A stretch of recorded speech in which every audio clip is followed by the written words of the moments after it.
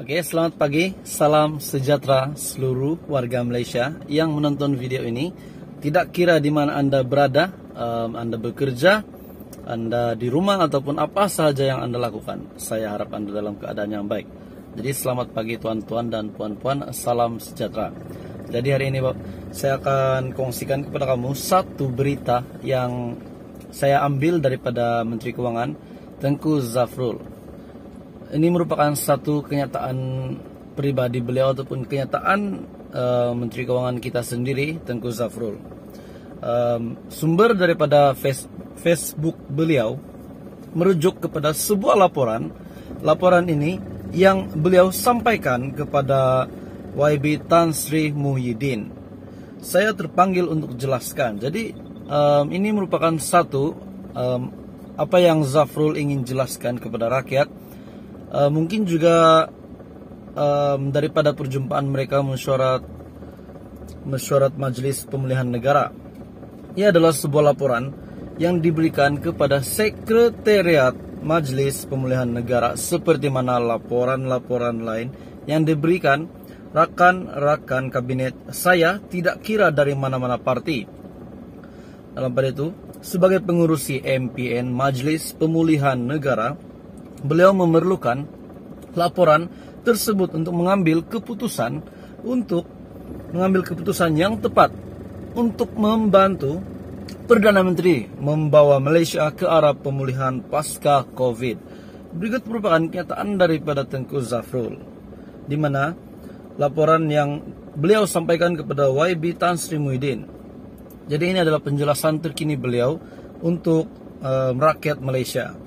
Malahan fakta-fakta ekonomi yang ada di dalam laporan tersebut merupakan fakta yang telah saya sebut berulang kali kepada kabinet dan sesiapa sahaja orang awam, bermaksud kitalah rakyat Malaysia. Katanya saya tidak pernah sorok, baik melalui kenyataan media, ulasan saya dalam forum-forum, jawapan-jawapan parlimen, dan juga laporan-laporan agensi seperti Bank Negara, Jabatan Statistik dan sebagainya, kata Tengku Zafrul. Sebab tu sejak tahun lepas kita dah cakap mengenai akta tanggungjawab fiskal untuk mengelakkan isu-isu seperti 1MDB, SSER dan sebagainya dari berlaku lagi. Mungkin maksud Tengku Zafrul di sini isu 1MDB dikaitkan dengan dia. Dia itu maksud saya, faham-fahamlah kamu siapa. Bila kita sebut 1MDB, kita ingat dia. Jadi, dalam pada itu, beliau juga telah menerangkan dengan jelas. Tengku Zafrul telah menerangkan dengan jelas melalui artikel yang diterbitkan oleh beberapa media tempatan pada 5 Februari 2022, kata Tengku Zafrul.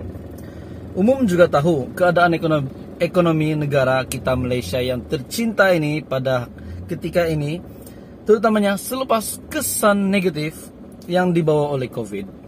Namun seperti yang beliau sebut, fokus utama kita sekarang adalah untuk memacu pemulihan negara agar rakyat dapat kembali hidup dengan selesa, menjana pekerjaan, membawa pelaburan, membantu perniagaan adalah antara banyak strategi yang telah kerajaan rancang, telah pihak-pihak rancang, pemimpin negara kita rancang, Perdana Menteri, Menteri Keuangan dan semua, untuk memacu pemulihan ini melalui dua tunggak utama, yaitu jamin kerja dan juga semarak niaga dalam bajet 2022. Jadi bila Tengku Zafrul sebut tentang jamin kerja dan semarak niaga dalam bajet 2022, ini mungkin merupakan satu berita baik untuk golongan yang sedang mencari pekerjaan, golongan yang pendapatan pertengahan, golongan B40, M40 juga.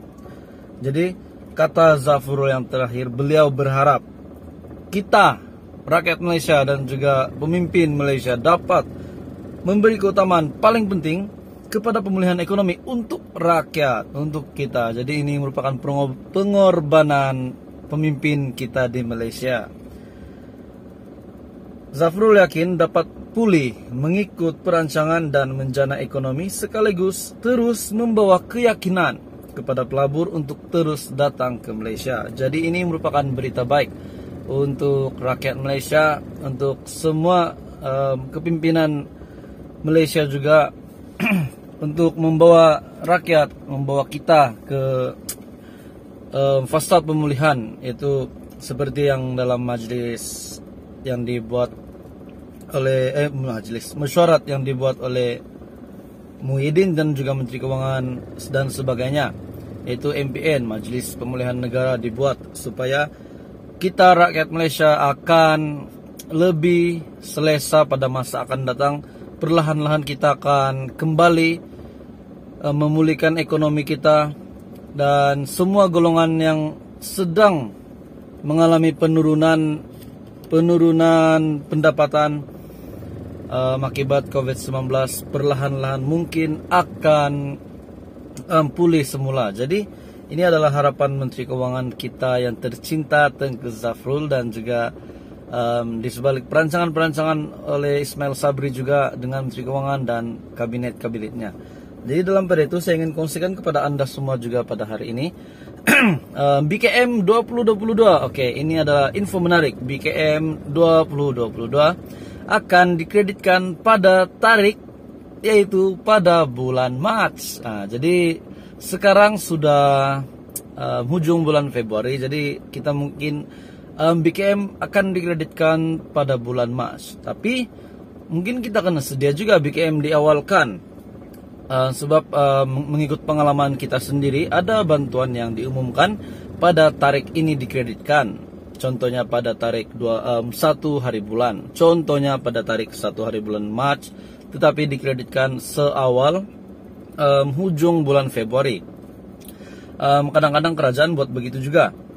Jadi untuk penantian Anda semua yang menanti BKM 2022, Anda boleh, yang sudah buat pendaftaran, tanya kepada yang telah mendapat permohonan Anda lulus, tanya kepada permohonan Anda yang lulus. Yang gagal untuk permohonan ataupun yang pendaftaran baru, Anda boleh seperti yang kerajaan lakukan sebelum ini, kerajaan akan tetap membuka rayuan kepada pemohon bantuan. Jadi ini berita baik kepada golongan B40, M40 juga.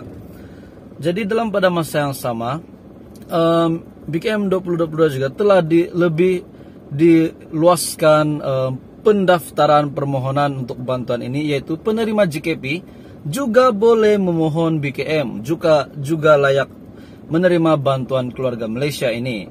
Seperti dahulunya BPR tidak layak kepada BPR atau BKC kalau saya tak silap, tidak layak kepada penerima JKP. Jadi untuk BKM pula, untuk penerima JKP Grant Khas Prihatin ini, Anda layak untuk menerima BKM 2022. Jadi itu saja info pagi ini daripada channel ini. Terima kasih semua sebab menonton. Saya harap Anda dalam keadaan yang sehat. Kita jaga kita, tolong jaga SOP Anda di mana saja Anda berada.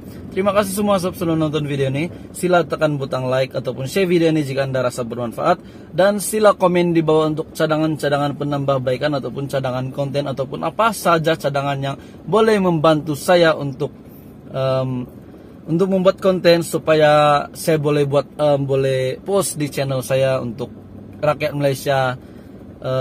Kita berkongsi bersama konten yang kamu ingin saya buat. Jadi itu saja untuk hari ini.